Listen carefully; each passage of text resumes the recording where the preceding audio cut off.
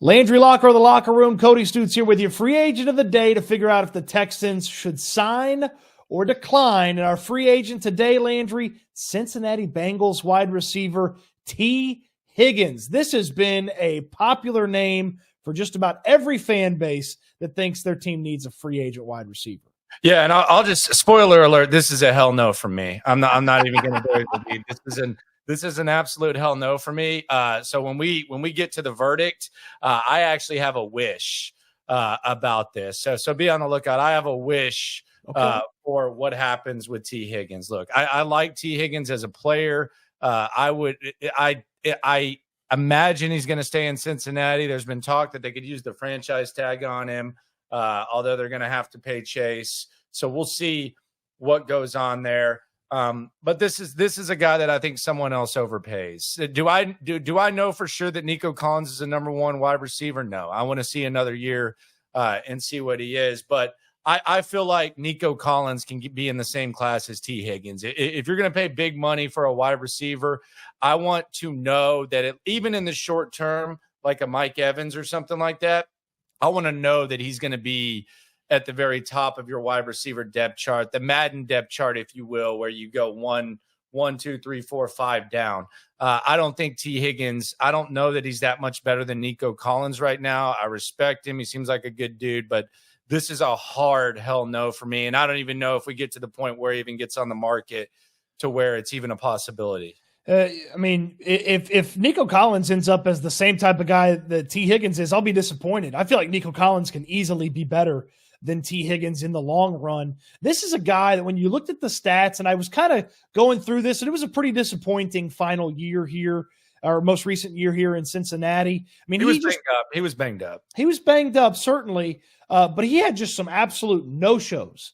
And you've got to imagine that with the offensive talent that they have, he's seeing some very light coverage. He's seeing the second or third best cover guy on that team. He's not getting a lot of extra stuff headed his way, and he managed 656 yards and 5 touchdowns.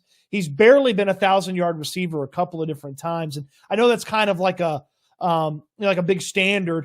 1,000 yards is only like 63 yards a game, and it's like you're talking about paying a wide receiver like him a tremendous amount of money. You know, the spot rack projection is 4 years, about $75 million total for Tee Higgins. Okay. I don't know that I don't have a big case to make. I mean, if I was Tee Higgins' agent, I'd be pulling all sorts of stuff out of my behind trying to make it seem like my guy is a big-time wide receiver that just hasn't gotten the targets or hasn't gotten the opportunities. But there's really not a lot that I can make the case for Tee Higgins, and I can't make the case really at all for him to be on the Texans. I'd much rather throw the ball to Nico Collins, throw the ball to Tank Dell, and use that money elsewhere for this team because he's going to be cheaper than some of the big-time wide receivers. Like maybe some team's going to make him a number one, and it's going to be way cheaper than number one money, but it's still going to be expensive. And if he's not a number one, it's kind of moot, isn't it? Yeah, I think it's kind of like Christian Kirk type situation where if you're making a case for he has unrealized potential, and last year he didn't have Joe Burrow. He played 12 games. He was banged up. Made actually a really big play. I want to say it was on the day after Christmas or whatever it was. So the case for it would be it's unrealized potential. My thing is that I think the Tee Higgins move is for a team that's desperate at wide receiver. While I do think that there are possibilities, there's a number of possibilities for the Texans, and it's a borderline must to add wide receiver depth.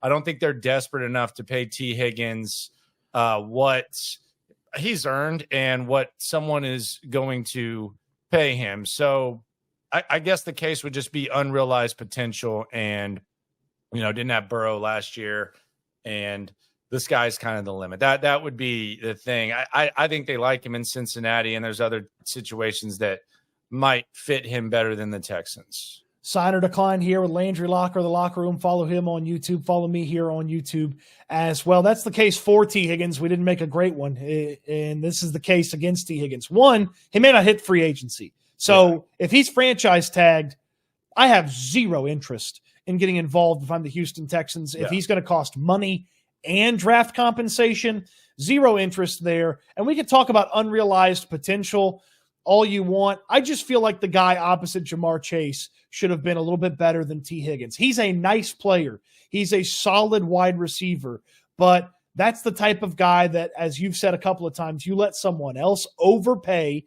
And yeah, he's going to be cheaper than some of the top wide receivers in football, but you're still going to be paying a lot more for the level of production that you're going to get out of Tee Higgins. I mean, $75 million over 4 seasons. And that's just, the spot rack projection. His agent finds the right gullible suitor and he could be getting even more than that. $20 million a year for Tee Higgins. No, thank you. Yeah. I mean, he had before this year, he had consecutive 1,000-yard seasons. He had 900 before that. So there is some production there. I just wonder, if I know some people would say, well, maybe Chase takes away from him, but Chase also allows him to go against, the second best corner more times than not. So the case against, I think we've laid it out pretty well. I'm against the Tee Higgins situation. I don't think he hits the market. If he does, I don't think the Texans should even be in the mix for him. A couple more things that work against him. We talked about the money, but there's other guys that might be in his, tax bracket that you and I definitely believe are better. Like if you tell me Tee Higgins or Michael Pittman, they're both making the same amount of money, I'm paying Michael Pittman, and it's not even a question. Maybe paying a little bit less for a guy like Calvin Ridley or Gabe Davis is a better conversation than that. Plus, it's a deep wide receiver draft, and if you need to add to the wide receiver room, rookies are cheap compared to a guy like Tee Higgins, and they don't have bad habits, and you have a little bit of unknown, and they don't cost as much. And if you wanted to use, say, a second-round pick on a rookie wide receiver to be that third guy behind Nico Collins and Tank Dell. Oh, by the way, whatever you pay Tee Higgins, if Nico Collins has another good season, I mean, you're looking at the bare minimum that you're paying Nico Collins, and probably a whole heck of a lot more. You said, Landry, that you have a wish. I think the verdict for both of us is a hard decline. So what's your wish for Tee Higgins? I hope the Titans sign him, and I hope they pay him wide receiver 1 money. That's my number one wish. I think that's a team that is desperate for a wide receiver. They obviously have Hopkins there. He's from his offensive coordinator is the coach there right now. He's from the state. He said he wants to go to Tennessee. We saw Jacksonville do it with Christian Kirk. It actually ended up going well for them, and I like that move. Although Calvin Ridley is their number one, that's probably what they're going to figure out. But my wish is that the Tennessee Titans, they use a large chunk of their cap space and make Tee Higgins their number one receiver. Who knows? Maybe we look at this and we look like fools. Wouldn't be the first time. But if I had a wish list, taking him away from the Cincinnati Bengals, who I do consider a threat, and I do consider him an excellent number 2 receiver. Now, if we're talking about Tee Higgins, your number 2 receiver, and in that situation, I think on that team, he's valuable. But I think you make Cincinnati worse. I think Tennessee makes kind of a bad investment that I'm against. So I think it's kind of a win-win where it kind of uppercuts 2 sources of your competition at different layers of things. So my hope would be that Tee Higgins hits the market. Tee Higgins gets reunited with Callahan in Tennessee. He gets to go home to Tennessee.